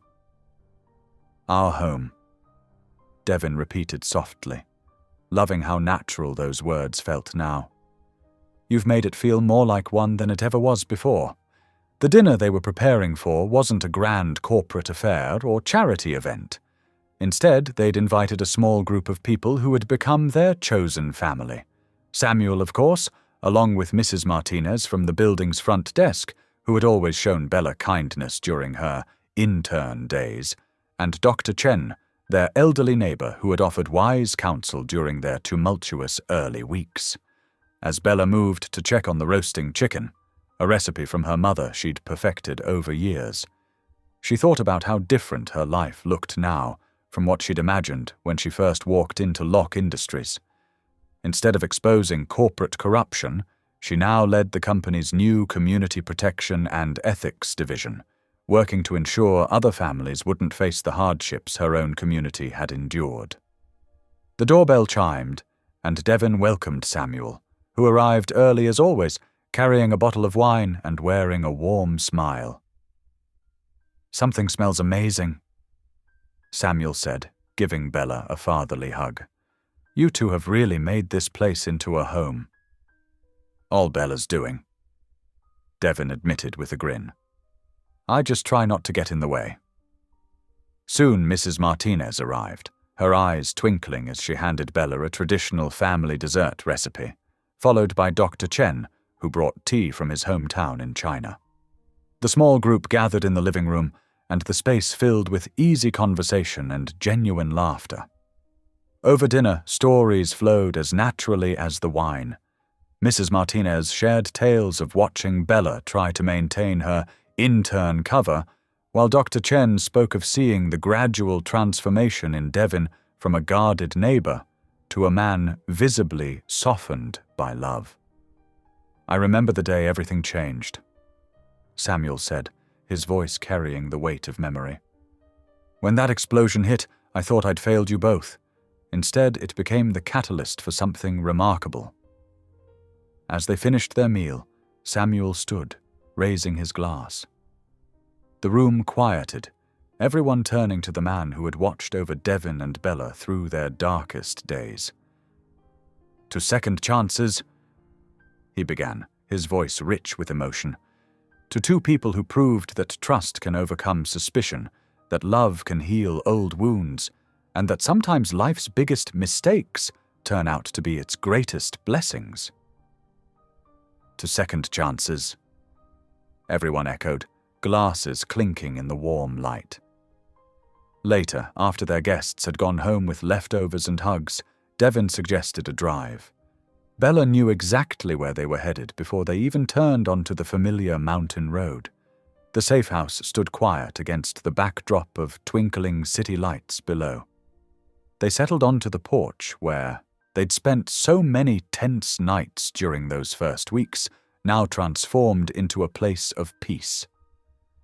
Devin took Bella's hand, his thumb brushing over her wedding ring, the same simple silver band from the gala, now carrying the weight of their real love story. "Sometimes I still can't believe how everything turned out," Bella said softly, watching the city lights shimmer below. "I came here so certain about everything, about you, about what was right and wrong. And I was so wrapped up in my own world, I couldn't see what was missing," Devin replied, "until a beautiful fake intern turned my life upside down." Bella laughed softly, leaning into his shoulder. "We were quite a mess, weren't we?"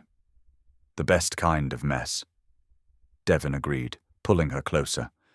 "You know, every morning I thank God for that paperwork mix-up, for bringing me the woman I never expected but always needed."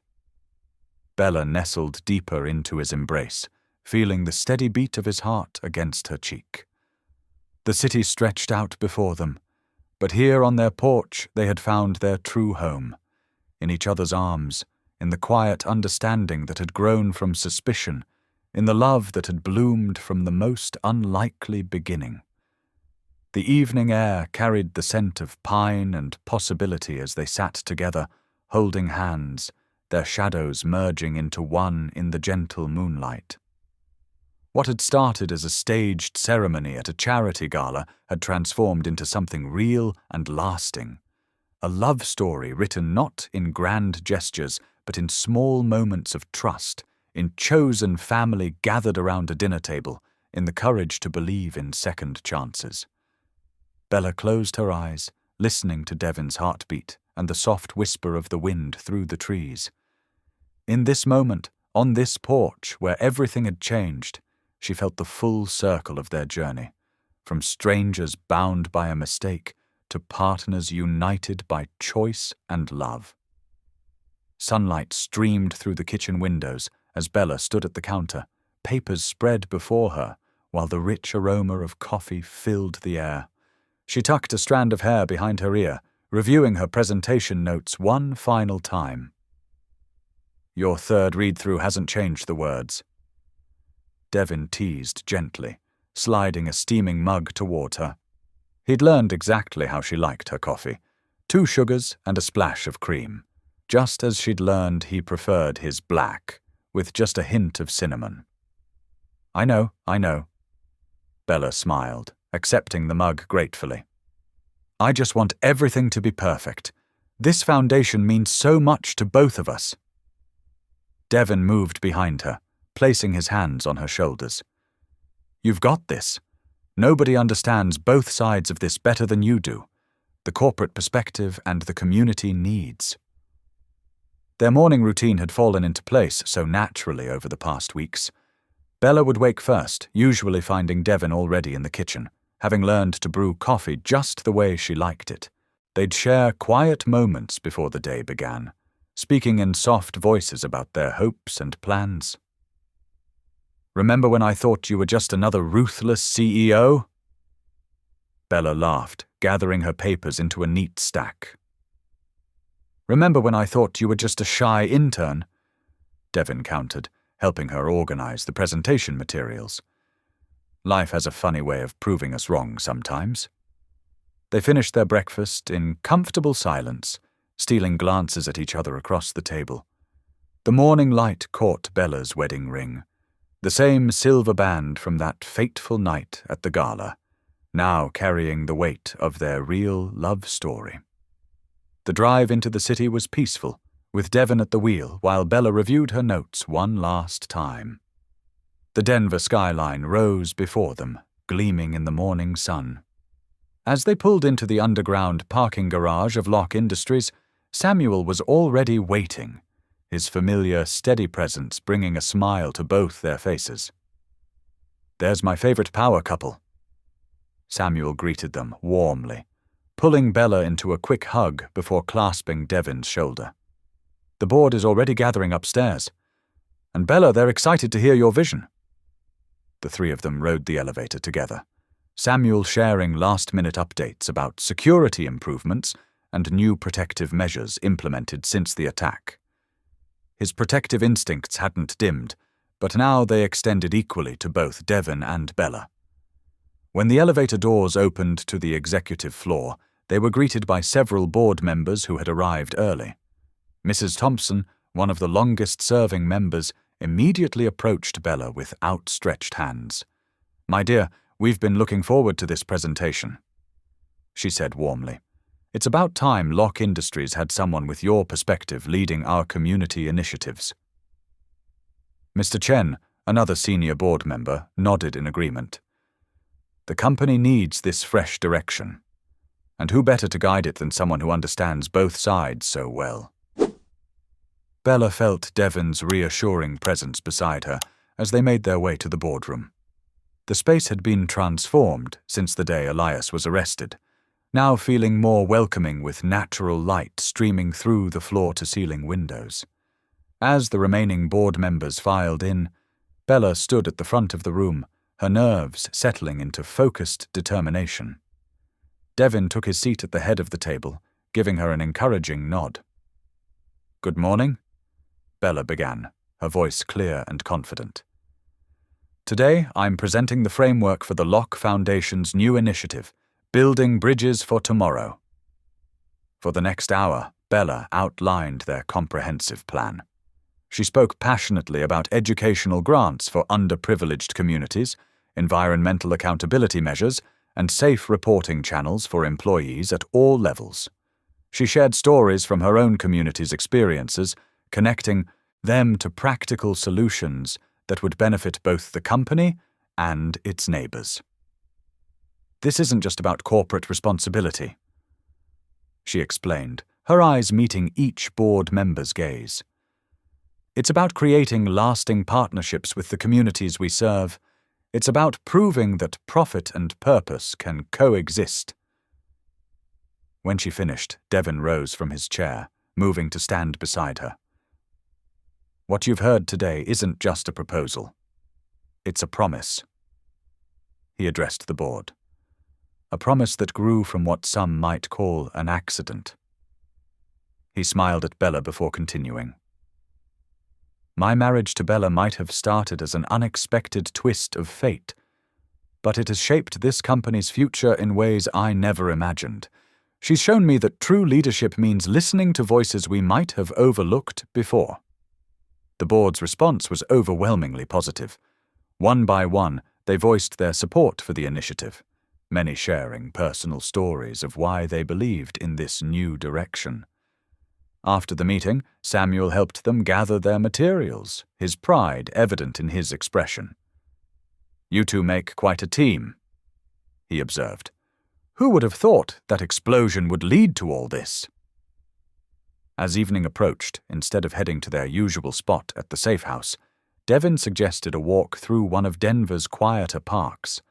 The spring air was mild, carrying the scent of blooming flowers as they strolled hand in hand along the winding paths. Under a flowering cherry tree, Devon stopped, turning to face Bella. The setting sun painted the sky in soft pinks and purples, filtering through the delicate petals above them.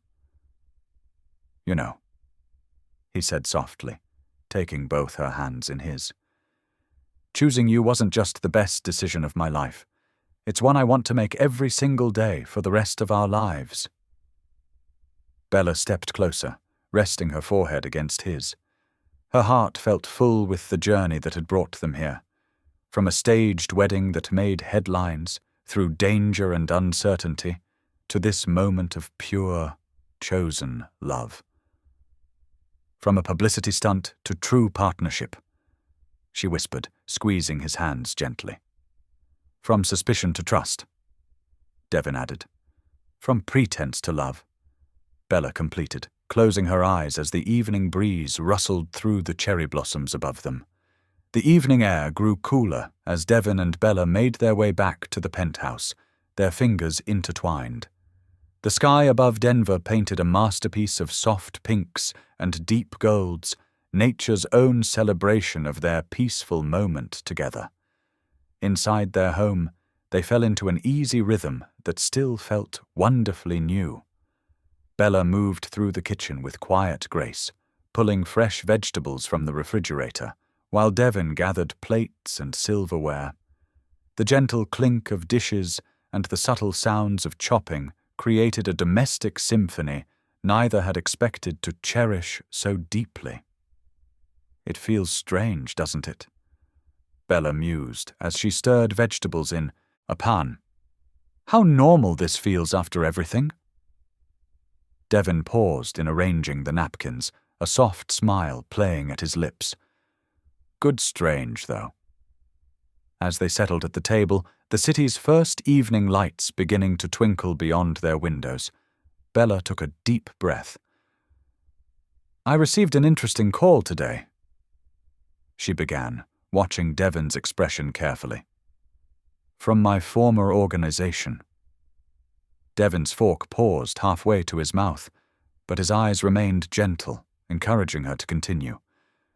"They've formally cleared me of any wrongdoing during the investigation," she explained, her voice steady.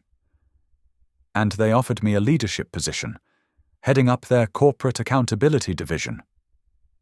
The silence stretched between them for a moment, before Devon asked softly, "What did you tell them?"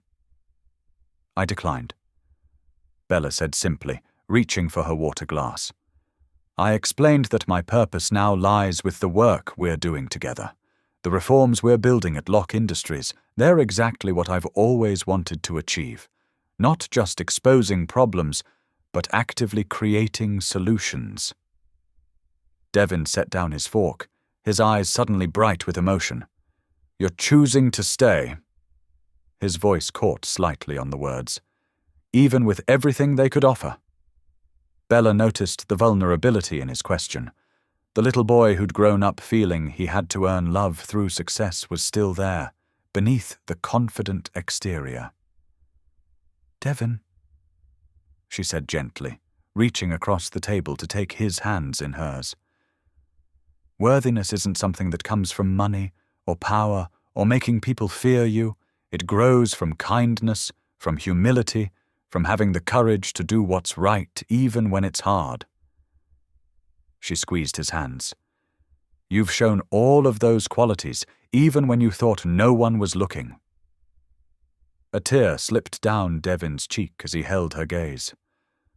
"I haven't felt truly worthy of something good since I was a kid," he admitted quietly. "Until you." After dinner, they stepped out onto the balcony together, the night air wrapping around them like a soft blanket. Below, Denver sparkled with countless lights, each one representing lives they hoped to touch through their work together. "Wait here a moment," Devon whispered, disappearing briefly inside. When he returned, he held a small velvet box in his hands, his eyes shining with purpose.